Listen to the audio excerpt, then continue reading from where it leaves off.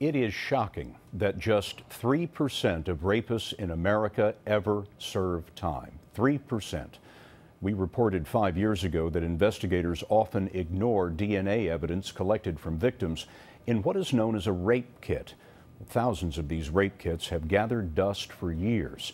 Stories such as ours persuaded some police departments to begin testing them, and Nancy Cordes tells us what happened next. Charles Steele raped at least 4 Cleveland women in the mid-90s. One was at a gas station when he walked up. And I looked up, next thing I know, I have a gun pointing at me.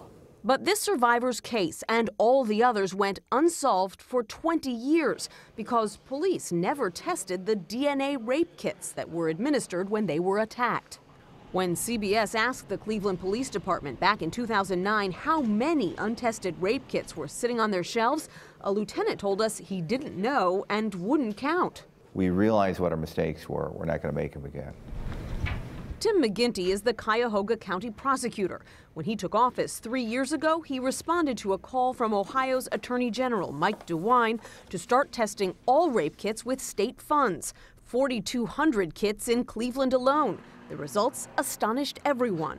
The rape kits are the gold mine for law enforcement. Suddenly, investigators were tying individual suspects to 5, 6, sometimes 7 rapes dating back decades.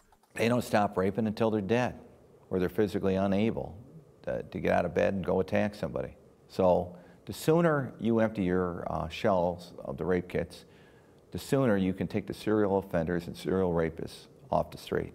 200 of them have already been indicted. Almost a third are accused serial rapists. And that's just from testing half of Cleveland's backlog. You're using these kits to solve far more than just rapes. Absolutely. Lieutenant James McPike says Cleveland's violent crime rate is already on the decline. If you can take 1,000 guys off the street, these are 1,000 guys that are no longer going to commit crimes. And yet many other major cities are moving slowly, if at all. According to the Joyful Heart Foundation, which works to end the backlog, Las Vegas only tests 16% of its kits, Seattle 22%, and Tulsa, Oklahoma is seeking funding to test 3,400 kits. That's just a sampling, so there's a lot of DNA evidence out there, Scott, that could be used to catch rapists, but isn't.